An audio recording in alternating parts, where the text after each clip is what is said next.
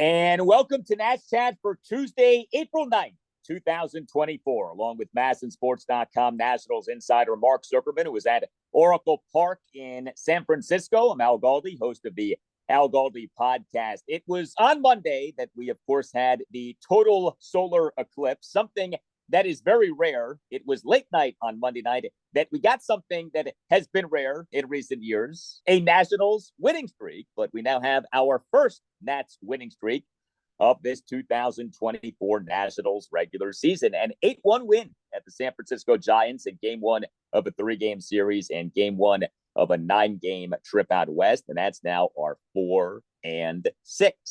We this season are offering shout outs and episodes of the Nats Chat podcast. If you want to send a happy birthday or a congratulations or a hello or whatever to someone who you care about, email Tim Shovers at natschatpodcast@gmail.com. We have a birthday shout out coming up later in the show. But Mark, the Nats didn't just win late night on Monday night. They dominated late night on Monday night. This was a convincing, easy breezy kind of win. This also was a game in which Trevor Williams outdueled Blake Snell. Raise your hand if you expected that. But this was a nice job by the Nats in this game. What they did so well, Al, in this game, and this is something that Davey Martinez has really wanted to see more of, and I think we've mentioned it a few times here in the season's first week and a half. They were patient at the plate. They made Blake Snell work, and they got him out of the game early. Now, because of his situation, he signed late. He didn't have a spring training. This is his debut. They knew his pitch count was going to be low, and they knew this is a guy who tends to be a bit erratic, let's say, with what he throws up there, even though he's often extremely effective. And they went in with a plan, and they stuck with it, and they executed it, I think, to perfection. Knocking him out after 3 innings, I think, was a stroke of genius on their part to do that, get to the Giants bullpen early. You hope that they could do this more often, but specifically in this game against this opponent, it absolutely had to be the plan going in, and credit to them because they pulled it off. They executed it exactly how you'd want to do it. Did a really nice job. You know, as we tape this approaching 2 a.m. Eastern on Tuesday, I don't know that now is the time to have this conversation, but the Blake Snell circumstance is, I think, worth exploring at some point. Here's a guy, a high-level MLB free agent. He, like other high-level MLB free agents, lingered on the open market to where he didn't sign with a team until agreeing on a contract with the Giants on March 19th. I mean, how does that happen? Why does that happen? And he did not look like himself in this game for sure. 3 runs in 3 innings, 72 pitches, a mere 39 strikes versus 33 balls. But like you said, credit to the Nats for working Snell and really working all of the Giants pitchers in this game. I mean, the Giants did not look very good in this game, and the Nats played a big part in making the Giants look that way. The Nats in this game, 8 runs, 10 hits, a whopping 7 walks, 4 for 14 with runners in scoring position, 4 for 4 on stolen bases. The Nats scored 3 runs in the top of the second, 3 runs in the top of the fifth, and 2 runs in the top of the ninth. And the Nats did all of this despite being without C.J. Abrams for a 3rd consecutive game due to a left pinky bone bruise. You wrote about the Abrams circumstance for MASNsports.com. Where did things stand with Abrams? It looks like everything should be fine. I watched him take batting practice. I watched him take grounders at short before the game, and everything appeared to be fine. The thought was that he could be available if they needed him later in the game. Obviously, they didn't with the comfortable lead. So I think barring some kind of setback that either we didn't see or something else that happens between now and then, I think we'll see him in the lineup on Tuesday, which is great. But let's give them credit because they did still put together some really quality at-bats without arguably their best hitter in there. And we think of C.J. Abrams as the table setter, and the guy, when he gets on, is going to turn singles and walks into doubles and steal bases. Well, you know what? The other guys took care of that in this game. They were all getting on, and they were running like crazy. This has become kind of an identity of this team early on. They've only been caught stealing once. I think it's 20 of 21 now. They've been really good, and it's not just 1 or 2 guys. They're getting this from a lot of players, and I think it's smart given what their personnel is and the way they're trying to play games and to win games. If they can keep doing that, that's an effective way for them to add some offense without having the kind of pop that a lot of other teams have. For sure. And a guy who played a big role in the Nats stealing bases a late night on Monday night was Trey Lipscomb. He was really good in this game, starting third baseman and number 8 batter, 3 for 5 with an RBI single and 2 other singles, and 3 for 3 on stolen bases. Lipscomb in that Nats 3-run second, a 1-out RBI single to left field to tie the game at 1. And he had to steal a second base and a steal of home for a 3-1 Nats lead as he and Luis Garcia Jr. pulled off a double steal that interestingly happened off Garcia getting caught in a rundown between first base and second base. But I tell you, the slide by Lipscomb into home plate was so good on this play. He slid under/around the attempted tag of the Giants catcher, Patrick Bailey. Really good stuff. And then Lipscomb further tormented Bailey in the top of the 4th, 2-out single to left center field and to steal a second base. And that steal prompted a throwing error by Bailey. And Lipscomb in the top of the 8th, a 1-out single up the middle on a 1-2 pitch. He needed a good game, and he had a good game on Monday night. He had been struggling there a little bit, and I think he's learning, as all big leaguers do. You get off to a great start. Now there's a little bit of a book on you. They start to figure some things out, and now it's up to you to adjust and figure out how to bounce back. And he is, in a short time, shown the ability to do that there. He felt really good about it. This is not a guy who he's got some speed, but he's not like some burner. He's not CJ Abrams, Jacob Young. That's not really supposed to be the biggest part of his game. But he said coming up here and talking every day with Gerardo Parra, the new first base coach, he's getting this information and seeing video and learning how to study pitchers and what their moves are and when the right situations are to run. And he's taking advantage of it. We're seeing it from other guys too. It's early. Let's see how this all plays out. But remember, when they hired Gerardo Parra, I said 2 things that they seem to be emphasizing here. Outfield defense. We know Parra was known for that, and base running. He was going to be in charge of that. So far, so good in that regard. And Lipscomb, at the very least, was openly giving credit to Parra for helping him recognize when it's appropriate to run and recognizing you can run more than maybe you have in the minor leagues. Now, with the base running, we did have what happened with Luis Garcia Jr. So we know that Davey Martinez gets frustrated with Garcia. The play did work out. Do we ding Garcia for getting caught in a rundown, or do we praise Garcia for the double steal ultimately being a success? Well, I think this is a ding him and just be glad that it didn't turn into a disaster, because, as Davey told us afterwards, that was actually supposed to be a safety squeeze. And somebody missed a sign there, and Luis took off. And the next thing you know, it's all, chaos out there. Now, credit to them. They played it right. He got into the rundown and gave Lipscomb time to read that and score. And then credit to Garcia for then also staying safe after all that. He didn't even get tagged out. So the process maybe wasn't great, but the result was fine. But yeah, I think that's put that in the ding category on Luis Garcia. He got away with it. But I'm sure Davey deep down was thinking to himself, like, no, we're not doing this again. And Garcia had a wild trip around the bases between that. Then Jacob Young did put down a sacrifice bunt after that with Garcia on second. He didn't break on the bunt. He just stood there and waited for the throw to first and then took third. Now, again, it worked. Didn't look real pretty, but it worked. I don't know what are we asking these guys to go textbook and do it the proper way, or we just want them to get the result right in the end? In this case, they got the result right, even if it wasn't all that pretty to watch. Yeah, and Garcia, to his credit, is hitting. He in this game went 1 for 4 with an RBI infield single, so he does come through with yet another productive plate appearance. So Trey Lipscomb had been struggling, had a good game late night on Monday night. Hopefully that gets him going. Lane Thomas had been struggling, but he in this game on Monday night, very good for a 3rd consecutive game. He's hot all of a sudden. Thomas, as an starting right fielder and number 3 batter, 3 for 5 with a 2-run homer, an RBI single, and another single. Thomas in the top of the 1st had a 2-out single to left field. Thomas in that Nats 3-run 5th, a 1-out, 2-run homer to left field for a 5-1 Nats lead. And Thomas in the Nats, a 2-run 9th, RBI single through the left side of the infield for a 7-1 Nats lead, despite having been down at 1.02. This guy could not buy a hit, and now it feels like he can't make it out. He's been really good these last 3 games.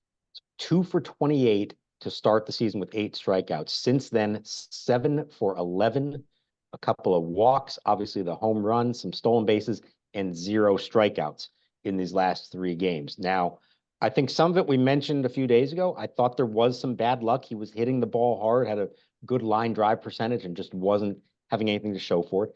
But I think also there's a little bit of a timing issue that he started to figure out, getting his front foot down, getting out in front of it a little more and hitting the ball with some authority. That home run was a laser off the bat. He sat back on a curveball over the plate, and it was out of the yard in about 1.5 seconds. He hit it that hard. Lane mentioned that like the season will start, and as much as you've seen spring training pitching, it's just not the same thing, depending on who you're facing, but also just being in a big league game, in a big league stadium.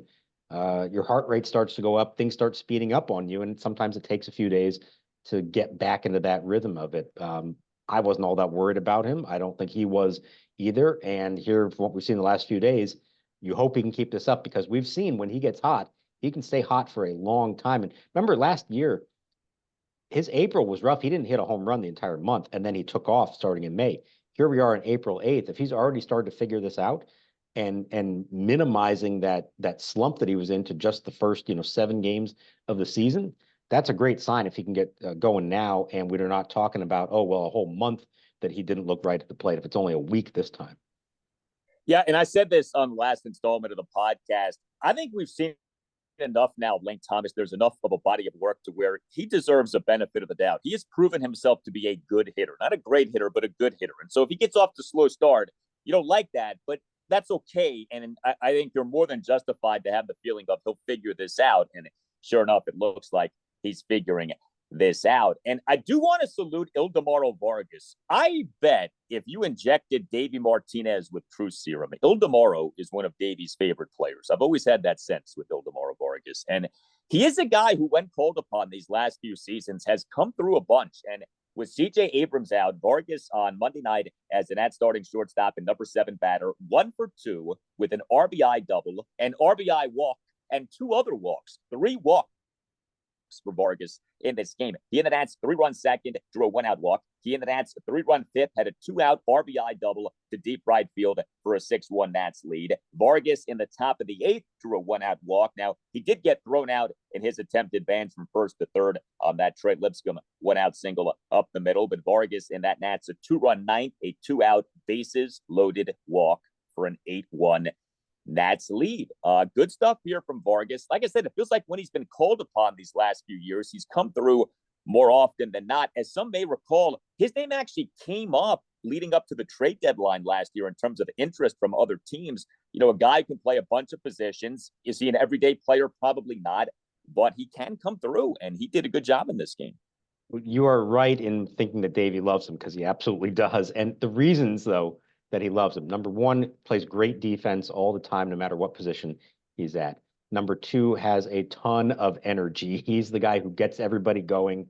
On a morning after a night game, he was full of energy in the clubhouse, sort of the Gerardo Parra, as it were.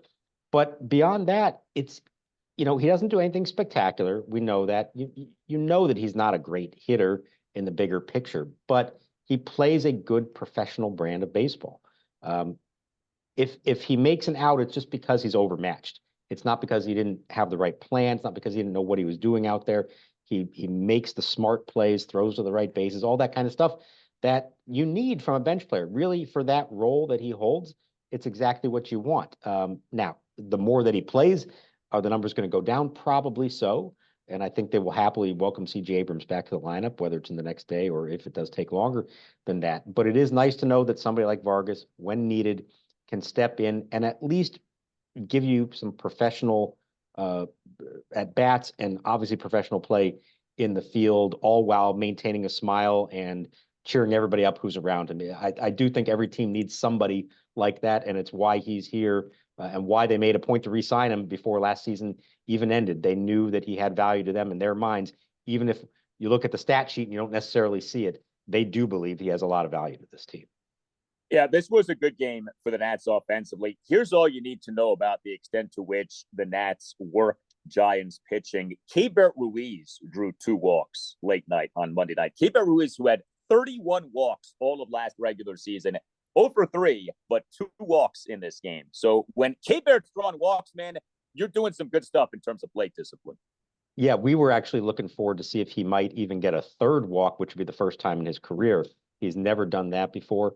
I was hoping maybe in that last at bat he'd get one more.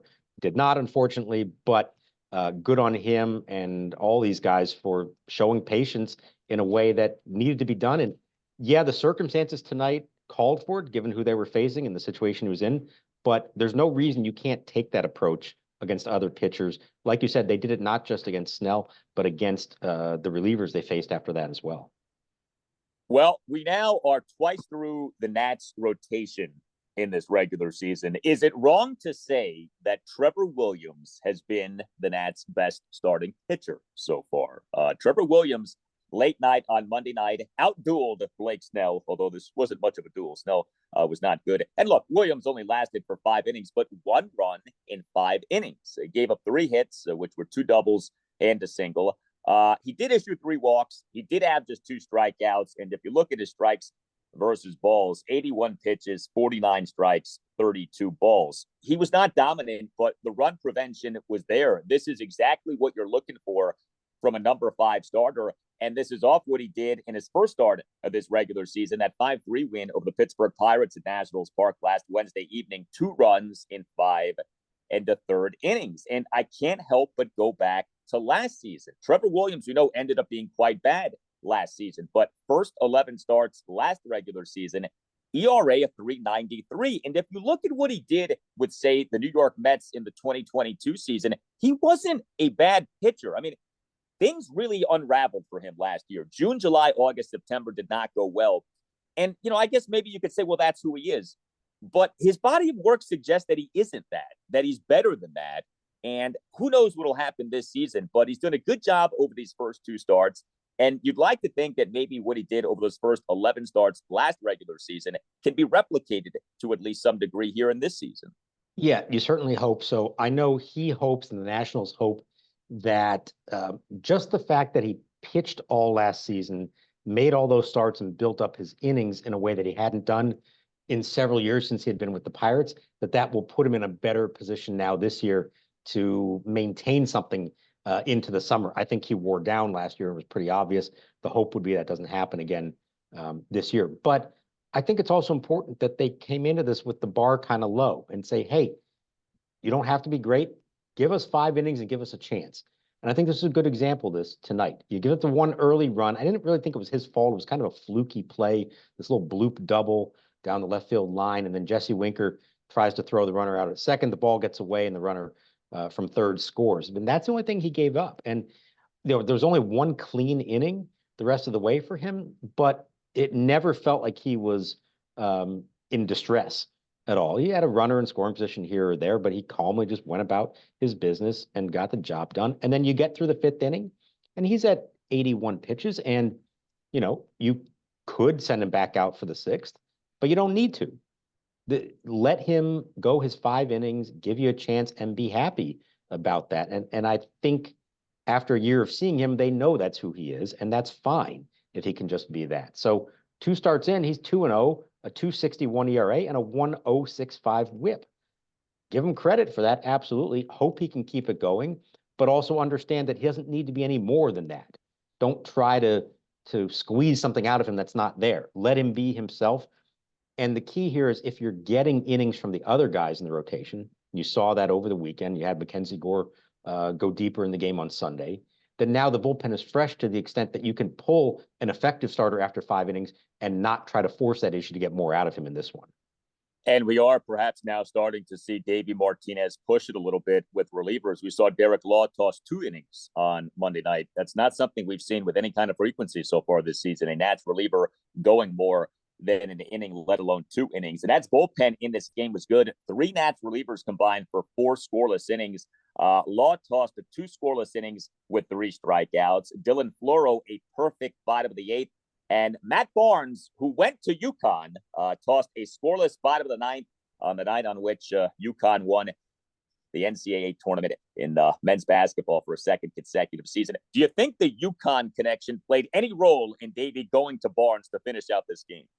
I think the circumstances set it up very nicely to have that little poetic ending. And I don't know how he was getting word of what was going on, but I'm quite certain that Matt Barnes in the bullpen knew exactly what was going on. I think the basketball game ended around the 6th or 7th inning, if I remember right. So that gave him ample time to celebrate that and then refocus on getting ready to pitch the 9th inning. And he was very much in a good mood, all smiles after this one. That's a good night for Mr. UConn, Matt Barnes.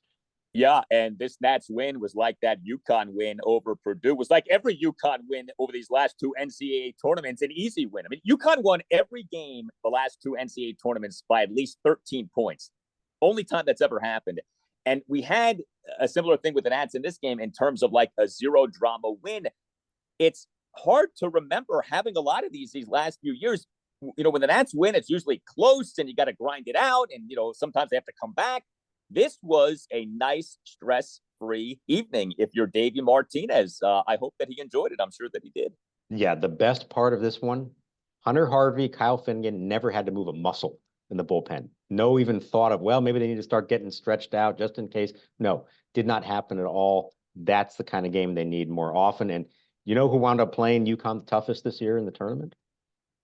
That'd be my Northwestern Wildcats, who only lost by 16. Well, forget about the fact they were trailed by 30 at one point, but all told, in the 6 tournament games, Northwestern was the only team that outscored UConn in a half of basketball. They did it in the second half of that game, garbage time. But hey, we don't care. We'll take that, and we beat Purdue, the team that lost the national championship. So transitive property. I want some credit for what Northwestern did this year.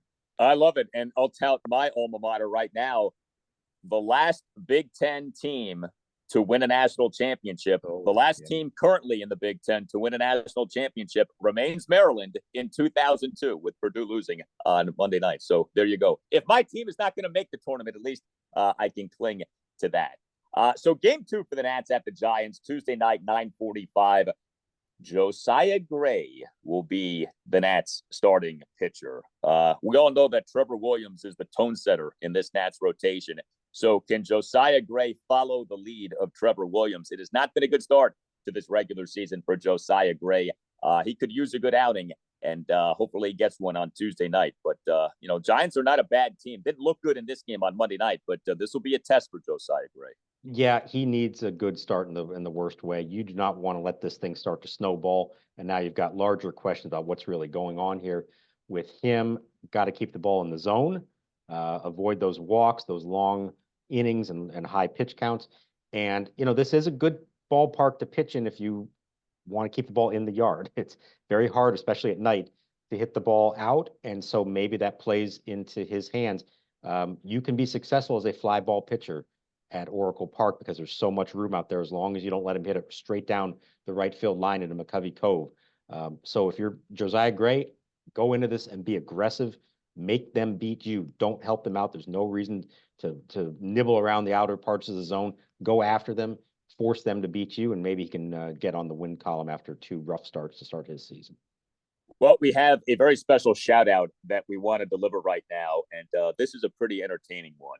A very happy birthday to DC native and national superfan Jim from his sons Ethan and Caleb.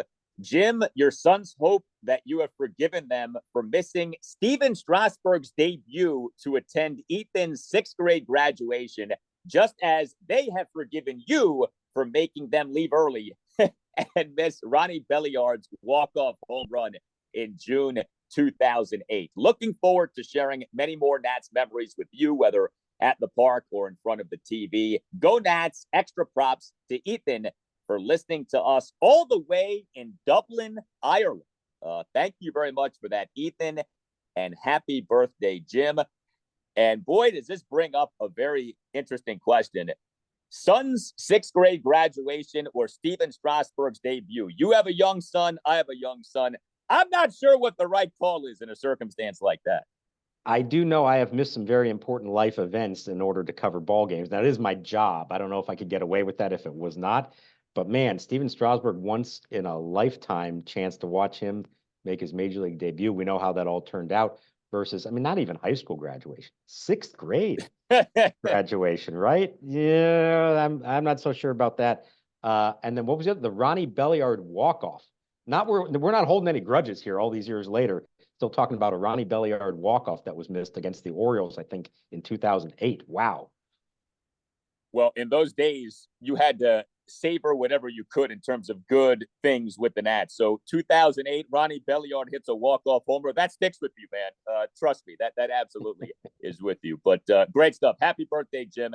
And thank you to Ethan and Caleb for that shout out. You tell us what you think. Hit us up on X at Nats_chat. You can email the show, natschatpodcast@gmail.com. You can find us on YouTube. Just search Nats Chat. Our YouTube handle is at Nats Chat Podcast. We have a website that we invite you to check out, natschatpodcast.com, at which you can buy a Nats Chat Podcast t-shirt.